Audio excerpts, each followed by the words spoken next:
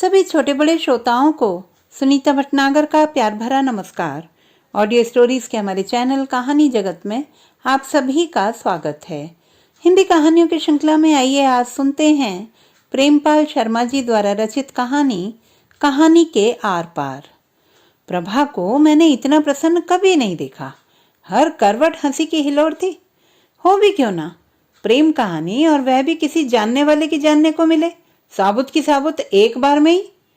कई दिनों से गुनगुनाती हंसी जब चाहे उनके चेहरे पर आती है और घूम घूम कर वहीं बनी रहती है, मानो कोई खजाना हाथ लग गया हो। उलट पुलट कर देखती, कभी करीने से रख देती और कभी खुद ही खुद बताने लगती। मिसेस सक्सेना कह रही थी, एक हरा सा रुमाल कभी इस कोट की जेब में, कभी उस कोट की, सारे कपड़ों को धोने के लिए दे देते, मगर ये रुमाल कभी नहीं निकला। ऐसा गंदा सा बदबू मार रहा था। एक दिन कोट की जेब में देखा तो मैंने कपड़े धोने की मशीन में डाल दिया। ये बाहर से लौटे थे, आते ही कोट की जेब में हाथ डाला। वे इधर उधर चक्कर लगाने लगे। मैंने कहा, बैठो तो शांति से, क्या हुआ, कोई सामान छूट गया या खो गया? बोले ही नहीं कुछ भी। है ना मजेदार किस्सा। मेरी तो हंसी रोके नहीं रुक रही थी। पता नहीं क्यों आदमी इतना पागल हो जाता है। किस्से के बीच प्रभा ने अपनी टिप्पणी जड़ी। मैं चुपचाप मुस्कुराता रहता हूँ, टुकड़े टुकड़े को सोचता हुआ। ज्यादा कुरेदता भी नहीं, इसलिए भी कि बिना कुरेदे ही प्रभा बता रही है एक एक विवरण, और वह भी बार बार अलग अलग कोणों से। और दूसरे इसलिए भी कि मेरी स्थिति भी तो ज्यादा अलग नहीं है। कभी कभी प्रभा के चेहरे को भय से देखता हुआ भी मेरी कहानी का जब इसे पता लगेगा तो सब हंसी फुर्र हो जाएगी, डंडा उठाकर मारने दौड़ेगी। बाप रे बाप, उसकी कहानी भी अंदर अंदर इतनी दूर तक पहुंचेगी। दूसरों की प्रेम कहानी गुदगुदाती है, अपनी कह ढाती है। प्रभा मन मर्जी टुकड़ा चुन लेती है सक्सेना साहब की प्रेम कहानी में से। एक दिन कहने लगी, उसे बस उंगली भर सिंदूर चाहिए। बोलो कौशल्या, मैं शादी कर लूं उससे, 5 दिन तुम्हारे पास रह लिया करूंगा, 2 दिन उसके पास, यानी कि शनिवार इतवार छुट्टी प्रेमिका के साथ। हम दोनों ठठा कर हंसने लगे। हद है दीवानगी की। मिसेस कौशल्या सक्सेना बता रही थी। मैंने कहा, अभी उठा अटैची और चल यहाँ से। तुझे शर्म नहीं आती? तू जा यहाँ से, 7 दिन वहीं रह। मैं देखती हूँ तू कैसे घर में घुसता है। तेरी पेंटिंग्स में मैं अभी दिया सलाई लगाती हूँ। डर गए, बोले, तुम बोल कैसे रही हो? मैंने कहा, बहुत सम्मान किया मैंने तुम्हारा, अब तू मेरा चंडी का ये रूप भी देख ले। मैंने डंडा उठा लिया था। मेरे तो पैर में चोट लगी पड़ी है और ये मजनू इश्क में डूबे हुए। प्रभा मेरे पैर में प्लास्टर चढ़ा हुआ था, सीढ़ी पर चढ़ते चढ़ते फिसल गई थी। अब ये शरीर बूढ़ा हो रहा है, कोई बहाना चाहिए तकलीफ का, और इन्हें इश्क सूझ रहा है उन्हीं दिनों में। मैं भी सन्न कि कभी कोई मीठी बात नहीं, न पास बैठना, न हाल चाल पूछना। खुद को जुकाम भी हो जाए तो हम दिन रात सेवा में लगा दें। जब मुझे पता चला तो प्रभा क्या बताऊं, मन हुआ कि पहले तो मैं इनसे निपटूं और फिर उस डायन का मुंह नोच लूं। मैं तो 47 की बूढ़ी हूं और वो 43 की जवान बनी हुई है। तुम्हें अनुराग ने कुछ नहीं बताया? कुछ तो सुना होगा। ये बातें कहीं छिपती हैं प्रभा? मुझे लगता है इन्हें भी नहीं पता, वरना जरूर बताते। इन दोनों को बैठे रहने दो वहीं ड्राइंग रूम में। दोनों यार बहुत दिनों में मिले।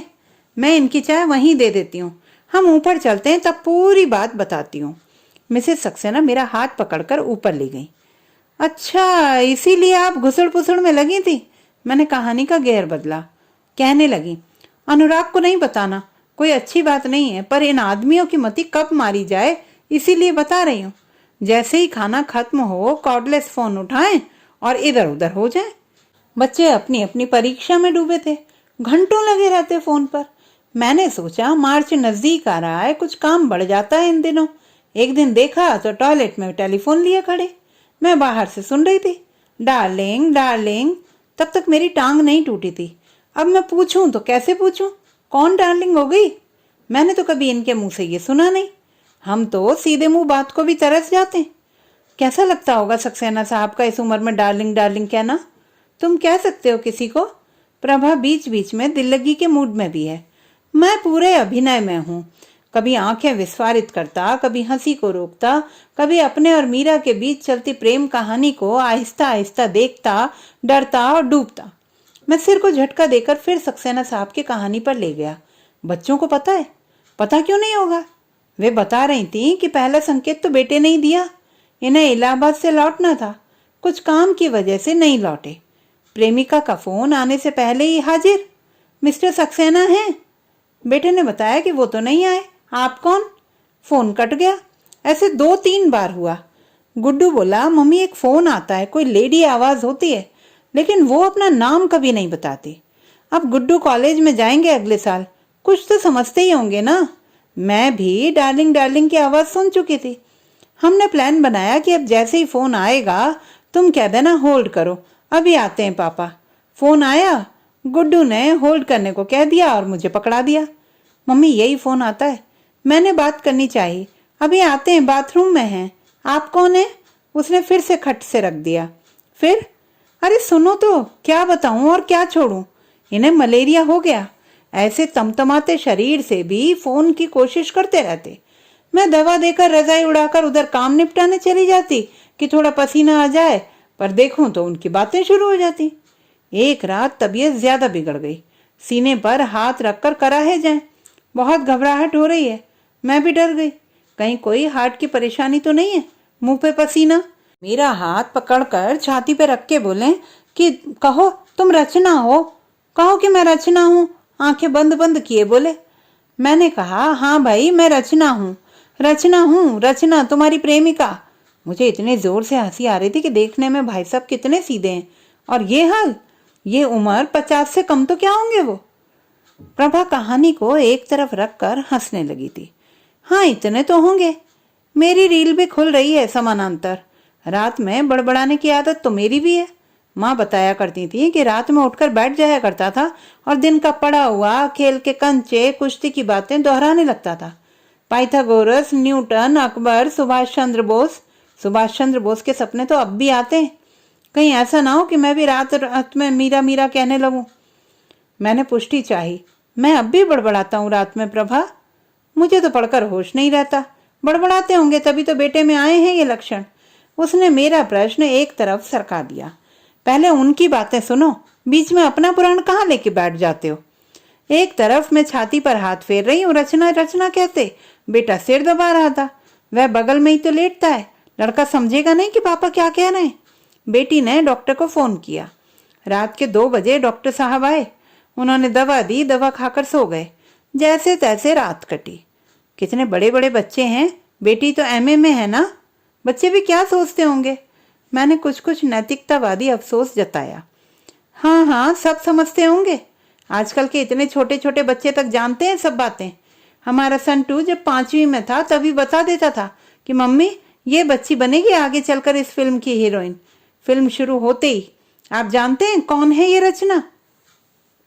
प्रभा की आंखों से लगता है कि अब वह मेरे मार्फत सक्सेना की प्रेम कहानी की तह तक जाना चाहती है। मुझे लगता है मैंने देखा है। बहुत सावधानी से कदम बढ़ा रहा हूं मैं। दोस्त के साथ दगा भी ना हो और प्रभा भी विश्वासघात का आरोप ना लगाए कि मुझे ये बातें क्यों नहीं बताते, जबकि हकीकत यह है कि कितनों की बताएं और कितनी बताएं। और फिर इन बातों में कितनी सच्चाई होती है, कितनी अफवाह, कौन जाने। कई बार बात करनी भर चटकारों के लिए काफी होती है। मुझे थोड़ा थोड़ा याद पड़ता है, दिल्ली कॉलेज ऑफ आर्ट में इसकी पेंटिंग्स की प्रदर्शनी लगी थी। पेंटिंग्स बनाती है, कोई पेंटिंग्स का स्कूल भी चलाती है बच्चों का। जहां तक मैं समझता हूँ खुददार महिला है। हमारे सक्सेना साहब शरीफ आदमी हैं। मैं यार के बचाव में बढ़ना चाहता था। शरीफ ना होते तो इसके चक्कर में क्यों आते बेचारे। मिसेस सक्सेना बता रही थी कि इसके आदमी ने इसे छोड़ा हुआ है, अकेले रहती है। इसका आदमी भी कोई कवि ववि है। इन्हें कैसे पता है? मैं जानते हुए भी प्रभा के मुंह से जानना चाहता हूँ। यदि यह बता दूं कि मैं रचना को, उसके कारनामा को इतने वर्षों से जानता हूं, तो यह संभावना भी तो बनेगी कि फिर अपने दोस्त के प्रेम प्रसंग को कैसे नहीं जानते। प्रभा वैसे ही बड़े शक्की स्वभाव की है। सुनो तो, कौशल्या गई थी उसके घर। बड़ी परेशान रही है उन दिनों। इन्होंने अपनी माँ को बुलवा लिया, भाइयों को खबर कर दी। मेरा भाई तो बहुत नाराज था कि जिस बहन के 4 भाई हों, उनकी बहन की ऐसी बेकदरी हो। मैं दर्द से कराह रही हूँ। बड़े बुरे दिन थे वे प्रभा। क्या बताऊं, तुमने कभी फोन नहीं किया। तुम तो दिल्ली आती रहती हो। बच्चे स्कूल कॉलेज निकल जाएं और ये अपनी नौकरी पर, और वहां से कभी 10 बजे लौट रहे हैं, कभी 11 बजे। मेरी माँ ने इन्हें समझाया, ये बातें दुनिया को पता चलेंगी तो तुम्हारे खानदान तक को बट्टा लगेगा। कल को अपनी बेटी को ब्याने जाओगे तो लोग थू थू करेंगे, पर कोई असर नहीं। बाबा जी से चुप बने रहते, खोए खोए से कि कौशल्या, मैं तुम्हें कोई तकलीफ नहीं होने दूंगा। वे लोग किस्मत के मारे हैं। आसाम में बोडोलैंड वालों ने सारे बंगालियों को बाहर कर दिया है। ये भागकर दिल्ली चले आए हैं। फिर मैंने सोचा कि मैं ही जाकर उससे मिलती हूँ, उसे भी समझाती हूँ। मैंने फ़ोन किया। फ़ोन नंबर कहाँ से लिया? कहाँ से क्या? वह तो हर जगह लिखा था, नाम पता सब डायरी में। इनके पीए को भी पता है। उसने भी इशारे से डरते डरते संकेत किया था कि आजकल बड़े उड़े उड़े से खोए खोए से रहते हैं हमारे साहब। प्रभा ने मेरी तरफ देखा। है ना बेचारे सीधे, वरना कोई चालाक आदमी होता तो छुपा के रखता इन नंबरों को, रुमाल को, और तो और शादी सिंदूर की बात कहता भला। लोग चुपचाप चलाए जाते हैं ऐसे संबंधों को। छिपा के रखा तो था रुमाल, हरे वाला, बिना धोए, अनटच्ड। फिर हंसी छूटी। मैंने फोन किया। मिसेस सक्सेना बताने लगी। उसके बच्चे ने उठाया। बड़ी प्यारी सी आवाज थी। 2 बच्चे हैं इसके, 12 साल का और 14 साल का। मैंने पूछा, मम्मी है? मैंने बात की और कहा कि मैं आ रही हूँ। हाँ दीदी आ जाइए। प्रभा मुस्कुराई जा रही है दीदी शब्द को कहते कहते। मैं गई। बच्चों के लिए कुछ मिठाई विठाई भी ले गई। उन पेंटिंग्स को भी रख लिया जो इन्होंने पिछले दिनों बनाई हैं। इतनी बनाई हैं कि पिछले 5 साल में भी नहीं बनाई होंगी। सारा घर भर डाला है। कहते थे मेरा कलाकार चरम पर है आजकल। फिर बीच में रुककर पूछने लगी, तुमने तो प्रभा देखी होंगी इनकी इधर की पेंटिंग्स, धूमीमल में लगी थी। मुख्यमंत्री ने उद्घाटन किया था। इधर की सभी पेंटिंग्स में तुमने देखा होगा सुडॉल ब्रेस्ट, एक दांत किनारे का निकला हुआ, बड़ी बड़ी आंखें, रंग सलेटी है या गेरुआ सभी का। एक नहाती पेंटिंग देखना, हूबहू रचना से मिलती है। जब बनाई थी तब मैंने पूछा था, कुछ नहीं बोले। फिर बोले कल्पना है कलाकार की, हमें तो ये पागल समझते हैं, रचना जी ही हैं वो। इन पेंटिंग्स की तो इतनी तारीफ हुई है कि राजा रवि वर्मा के बाद किसी ने एक से चित्रों में इतनी विविधता भरी है, रंगों की भी और रूपों की भी। इम्प्रेशनिस्ट पेंटिंग्स की वापसी माना जा रहा है इन्हें। दिखाना मुझे। अनुराग तो इनके गहरे दोस्त हैं। कमाल है, उन्होंने भी नहीं बताया। अनुराग तो उद्घाटन वाले दिन भी थे। मैं भी जबरदस्ती गई थी, वरना कह रहे थे कि क्या करोगी। मैं पूछूंगी अनुराग से। हमें इसीलिए नहीं बताते थे कि हम क्या समझेंगी पेंटिंग्स, तुम्हारी रचना कल्पना की उड़ान। हम गंवार जो हैं, आपकी भी तो कोई रचना नहीं है, इसीलिए प्रभा को साथ नहीं लाते। जरूर पूछना, मुझे किसी एग्जीबिशन में साथ नहीं ले जाते। कभी कोई बहाना, कभी कोई। अब रचना जी की सुनो। वो तो साफ नट गई कि मैंने तो कभी शादी सिंदूर की बात की ही नहीं। मेरी तरफ से तो कुछ भी नहीं दीदी। मैं ऐसा क्यों करूंगी? दीदी दीदी मैं कहूं तो क्या कहूं? मुझे सारा गुस्सा इन्हीं पर आ रहा था। उसके बच्चे पानी लाए, चाय लाए, उसके माँ बाप भी साथ रहते हैं, पर तब कलकत्ता गए थे किसी शादी के सिलसिले में। मुझे तो वो कहीं से ऐसी बुराई नहीं लगी जैसे कि ये थे। क्या पता छिपा रही हो, वरना इतने फोन क्यों करेगा कोई, और वह भी रात में। अब तो नहीं कुछ? ये तो मैंने नहीं पूछा। वैसे अब नहीं होगा, ये सब बातें थोड़ी देर के लिए होती हैं। प्रभा गंभीर हो गई। मेरा मन उसे देखने का कर रहा है। तुम तो पहचानते हो ना? हाँ हाँ अच्छी तरह से, लेकिन मुझे ऐसी तो नहीं लगी थी कभी। एक बार सुना था कि उसने दास बाबू से कहा था कि घर आना, और यह भी कि कभी भी आ सकते हो। आजकल मेरे माँ बाप भी नहीं है। क्या मतलब है इस बात का कि कभी भी आ जाना और मेरे माँ बाप भी नहीं है? मैं भविष्य की आहटों से बचाव की मुद्रा में लगता हूँ। सक्सेना जी कितने सीधे हैं, इसी ने फुसलाया होगा, और देखो कैसे नट गई। अब तो इसका हस्बैंड भी साथ रहने लगा है। उस दिन पुस्तक मेले में दोनों साथ साथ थे। बताना मुझे भी। हम एक रेस्तरां में बैठे थे, south Indian Canara coffee house, Prabha की पसंदीदा जगह। हम बड़े दिनों से कहीं गए भी नहीं हैं। ऐसा मन करता है खूब लंबी लंबी यात्राएं की जाए। बड़ी मोनोटोनस सी हो गई है जिंदगी। प्रभा ने अंगड़ाई ली। बहुत दिनों के बाद सक्सेना साहब की कहानी के पाठ ने प्रभा को रोमांटिक बना दिया है। क्या आपको लगता है कि इस उम्र में भी प्यार हो सकता है? अब सक्सेना जी को ही देखो। न चाहते हुए भी मैंने चुप्पी तोड़ी। हो सकता है, क्यों नहीं हो सकता।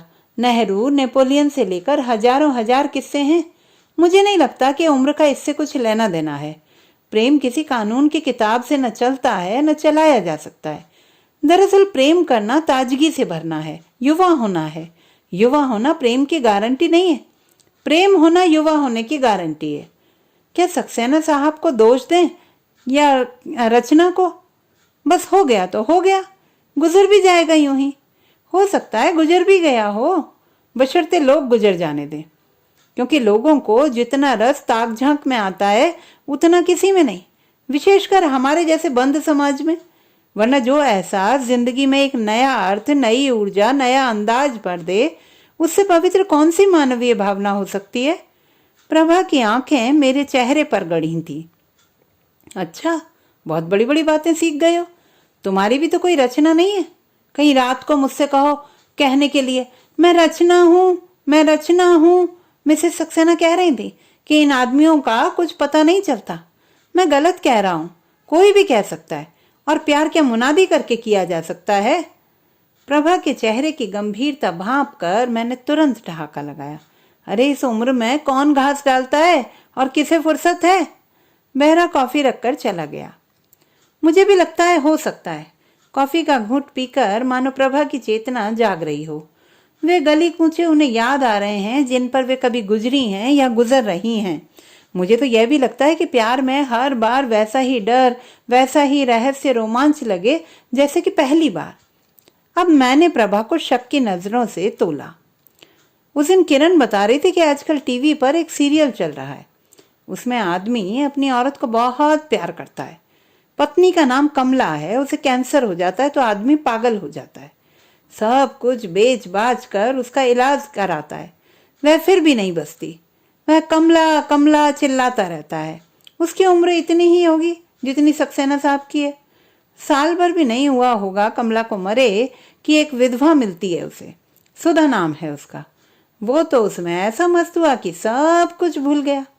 कहता है सुधा ही सत्य है, सत्य ही सुधा है। किरण कह रही थी कि उसने राय साहब को कहा कि सब पुरुष एक जैसे ही होते हैं। तुम भी भूल जाओगे, अभी जो किरण किरण करते हो ना, सब भूल जाओगे। राय साहब ही क्यों, किरण भी भूल जाएगी। सुधा भी तो विधवा थी। विधवा भी नहीं सही, एक स्त्री तो है। इसमें क्या स्त्री और क्या पुरुष। बिल्कुल, मैंने एक कहानी पढ़ी थी जिसमें 60-70 साल की विधवा तीर्थ के लिए वृंदावन जाती है।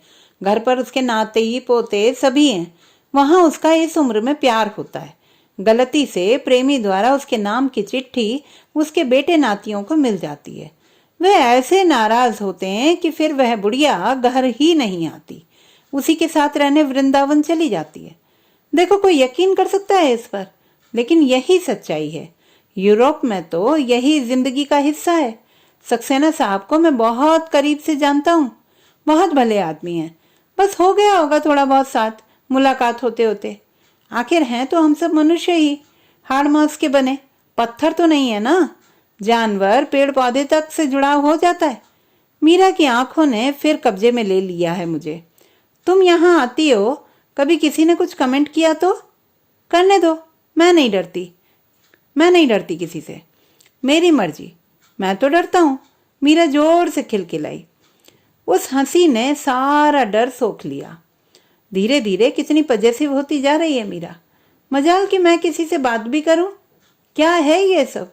अधिकार प्रेम की पीठिका है, प्रक्रिया है या प्रस्थान बिंदु? कैसी विचित्र स्थिति है। मीरा भाती भी है और भयभीत भी करती है।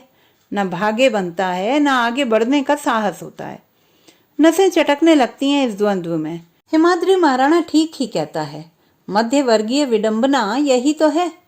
अर्धे सत्य के इसी द्वंद्व में उम्र समाप्त करने को अभिशप्त। बांसों के झुरमुटों से छनकर फुहार आई तो प्रभा खिसक कर और नजदीक आ गई। उसने अपनी ठुड्डी मेरी हथेली के सहारे मेज पर टिका रखी है। मैं हाथ पर दबाव तो महसूस कर रहा हूँ, पर वह ऊष्मा नहीं जो मीरा की उंगली छूने भर से हो जाती है। आखिर क्या है ये सब?